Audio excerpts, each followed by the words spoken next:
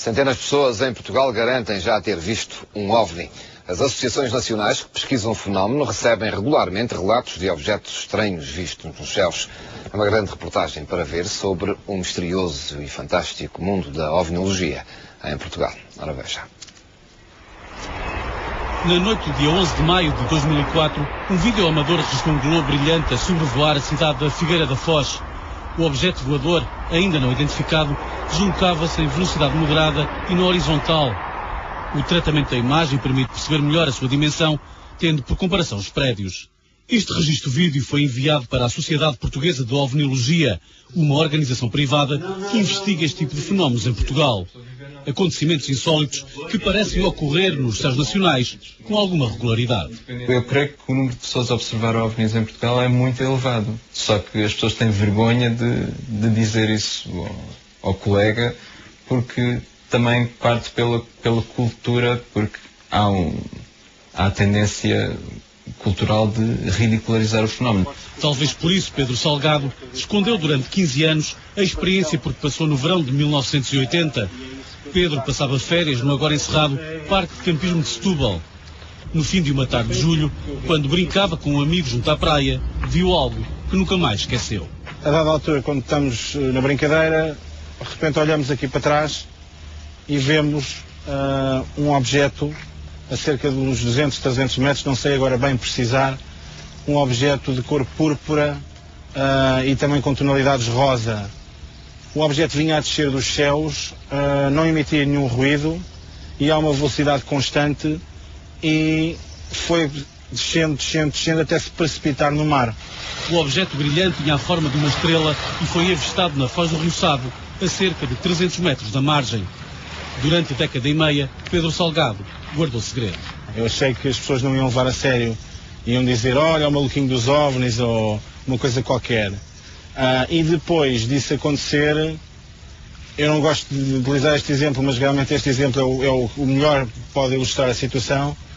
Houve uma série que a TVI curiosamente passou, que era Os Fecheiros Secretos, que teve o condão, teve o grande mérito de abrir a cabeça das pessoas para este tipo de fenómenos.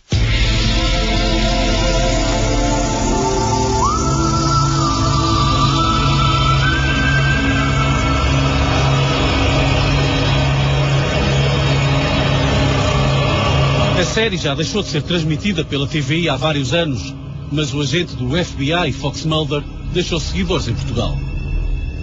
A Sociedade Portuguesa de Ovniologia, a SPO, e a Associação de Pesquisa de OVNIs, a APO, são talvez as mais ativas. Ainda assim, a investigação do fenómeno OVNI no nosso país ainda dá os primeiros passos. É um bicho interior, sem fins lucrativos, fartamos de gastar dinheiro com este assunto. Nas deslocações, eu já estive em muitas partes de Portugal a fazer inquéritos.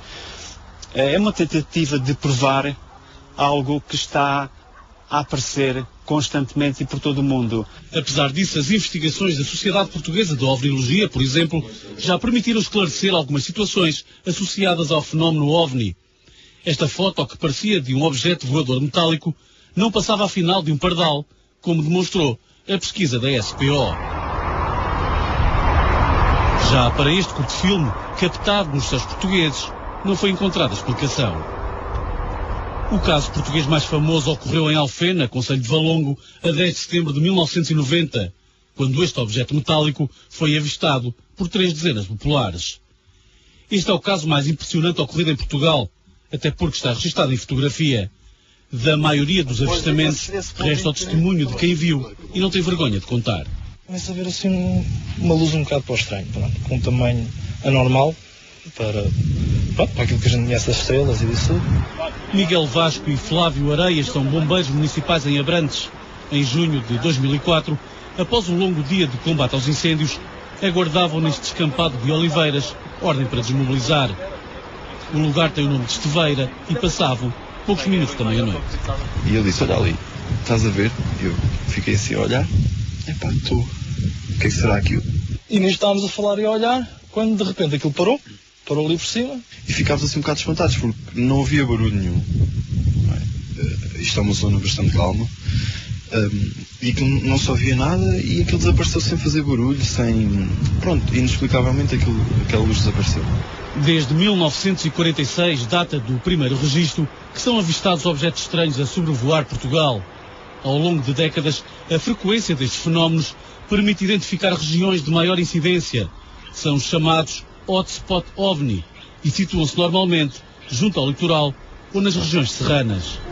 A Gardunha é a principal referência dos pontos quentes nacionais.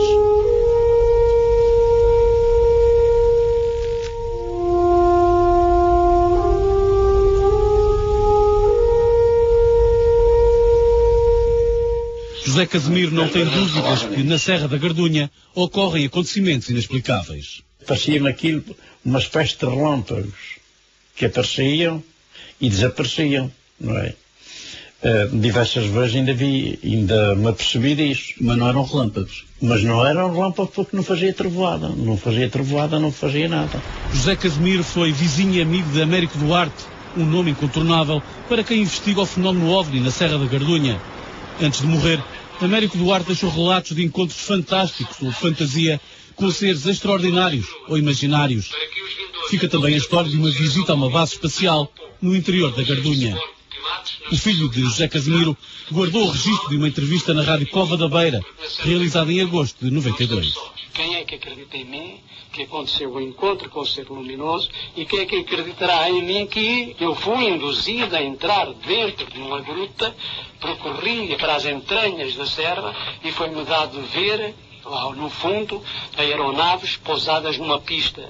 Eu, em princípio, comecei a dizer, o homem é maluco, anda com essas provas mesmo, mas depois acabei por reconhecer que ele, em parte, tinha razões em certas coisas.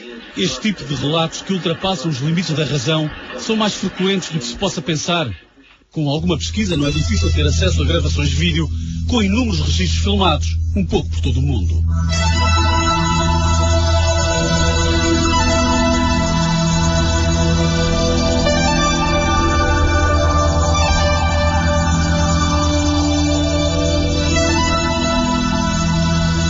Eu não acredito em OVNIs, eu sei que ele existe, é diferente, tá? E eu acho que o primeiro passo é justamente começar a olhar um pouquinho mais para o céu, não é? E olhar um pouco mais para esse céu com abertura. Gilda Moura é uma das mais conceituadas investigadoras mundiais do fenómeno OVNI. A psicóloga, radicada em Portugal há 5 anos, acredita que a humanidade tem sido contactada por extraterrestres. Existe uma coisa que é a prova da consistência dos relatos. Quer dizer, a consistência de relatos mundiais, não é? Hoje em dia, já é uma prova científica de muita coisa. Em agosto de 1960, os radares da Força Aérea Portuguesa, sediados na Serra de Monte Junto, registraram a existência de uma aeronave de grandes dimensões. O objeto voador, não identificado, pairou durante algum tempo sobre a base. Heitor Moraes era, na altura, cabo especialista em radares. Aquele ruído ficou ali. E foi nessa altura que eu acordei, sentado, encostado à parede, na sala de operações. Sem luz lá dentro.